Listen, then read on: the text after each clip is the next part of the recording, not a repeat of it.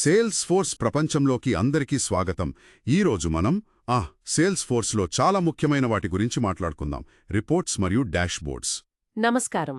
అవును, ఇవి రెండూ చాలా కీలకం. అంటే మన దగ్గర బోలెడు డేటా ఉంటుంది కదా. అవును, చాలా డేటా. ఆ డేటాని నిజంగా ఉపయోగపడే సమాచారంగా, అంటే యాక్షన్ తీసుకోగలిగే నాలెడ్జ్గా మార్చడానికి ఇవి హెల్ప్ చేస్తాయన్నమాట. సరిగ్గా. అంటే ముడి డేటాని మన వ్యాపార నిర్ణయాలకు పనికొచ్చేలా మార్చడం, అదే కదా రిపోర్ట్స్ ముఖ్య ఉద్దేశ్యం. అంతే. ప్రధానంగా సేల్స్ ఫోర్స్లో 4 రకాల రిపోర్ట్ ఫార్మాట్స్ ఉంటాయి. ఓ, 4? అవును, ఏంటవి? క్లుప్తంగా చెప్తారా? తప్పకుండా.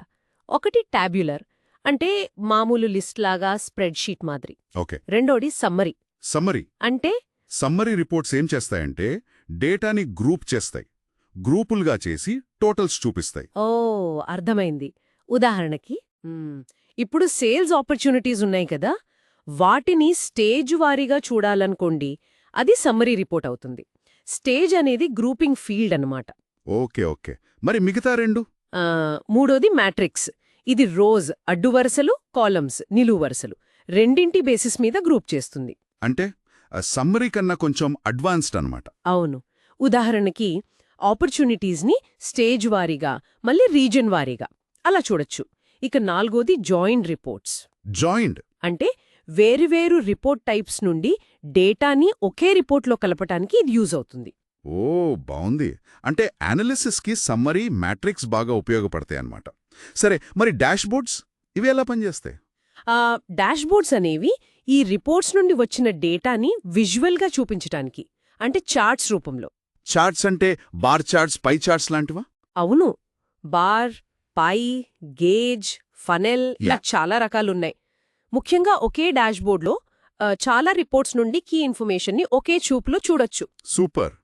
అంటే మేనేజ్మెంట్ వాళ్లకు చాలా ఈజీ అవుతుంది కదా పర్ఫార్మెన్స్ ట్రాక్ చేయడానికి. ఖచ్చితంగా. అంతేకాదు, యూజర్ బట్టి గానీ, రీజన్ బట్టి గానీ డాష్బోర్డ్ని ఫిల్టర్ కూడా చేసుకోవచ్చు. ఓ, అది చాలా బావుంది. చాలా ఫ్లెక్సిబుల్గా ఉంది. నిజమే. కానీ ఒక మంచి డాష్బోర్డ్ రావాలంటే దాని వెనుక ఒక మంచి రిపోర్ట్ ఉండాలి. అవును కదా. మరి మంచి రిపోర్ట్ ఎలా క్రియేట్ చేయాలి? ఏమైనా టిప్స్ ఉన్నాయా? ఉన్నాయి. ఫస్ట్ థింగ్ ఏంటంటే సరైన రిపోర్ట్ టైప్ ఎంచుకోవడం. రిపోర్ట్ టైప్ అంటే మనం ఏ ఆబ్జెక్ట్స్ నుండి, ఉదాహరణకు అకౌంట్స్, కాంటాక్ట్స్, ఆపర్చునిటీస్ నుండి డేటా తీసుకోవాలో అది డిఫైన్ చేస్తుంది. ఇది చాలా ఇంపార్టెంట్ స్టెప్. ఓకే. తర్వాత ఫిల్టర్స్ వాడడం కూడా ముఖ్యమేమో, లేకపోతే బోలెడు డేటా వచ్చేస్తుంది కదా. సరిగ్గా చెప్పారు. ఫిల్టర్స్ వాడటం చాలా ముఖ్యం. మనకు కావాల్సిన డేటా మీదే ఫోకస్ పెట్టడానికి హెల్ప్ చేస్తాయి. అనవసరమైన నాయిస్ తగ్గుతుంది. అలాగే కొన్నిసార్లు మనకు కావాల్సిన మెట్రిక్ డైరెక్ట్గా ఉండదు. అప్పుడు ఫార్ములా ఫీల్డ్స్ క్రియేట్ చేసుకోవచ్చు. ఓ, క్యాలిక్యులేటెడ్ మెట్రిక్స్ లాగా అన్నమాట. అవును. కానీ ఒక విషయం గుర్తుపెట్టుకోవాలి. రిపోర్ట్ని సింపుల్గా ఉంచాలి. మరీ ఎక్కువ ఫీల్డ్స్ పెడితే యూజర్స్ కన్ఫ్యూజ్ అవుతారు. నిజమే. సింపుల్గా, క్లియర్గా ఉండాలి. సో ఈ రిపోర్ట్స్తో మనం బిజినెస్ క్వశ్చన్స్కి ఆన్సర్స్ కనుక్కోవచ్చంటారా? ఖచ్చితంగా.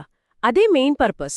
ఉదాహరణకి, ఈ క్వార్టర్లో ఏ సేల్స్ రెప్ ఎక్కువ డీల్స్ క్లోజ్ చేశారు లాంటి ప్రశ్నలు. లేదా మన లీడ్స్ ఎక్కడ డ్రాప్ అవుతున్నాయి, ఎందుకు కన్వర్ట్ అవ్వట్లేదు లాంటివి కూడానా? అవును. ఒకసారి మేమొక క్లయింట్తో పనిచేస్తున్నప్పుడు వాళ్ళొక ఫనెల్ చార్ట్ వాడి తమ లీడ్ ప్రాసెస్లో ఒక మేజర్ డ్రాప్ ఆఫ్ పాయింట్ని కనిపెట్టారు.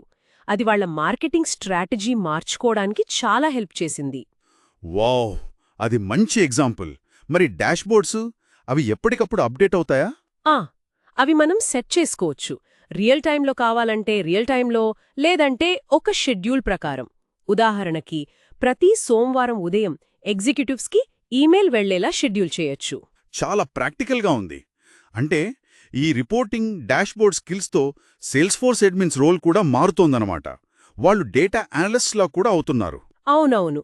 వారి పాత్ర ఇంకా స్ట్రాటజిక్గా మారుతోంది. డేటాని అనలైజ్ చేసి ఇన్సైట్స్ ఇవ్వడం, అది చాలా వాల్యుబుల్. మరి ఈ స్కిల్స్ నేర్చుకోవాలంటే ప్రాక్టీస్ ఎలా?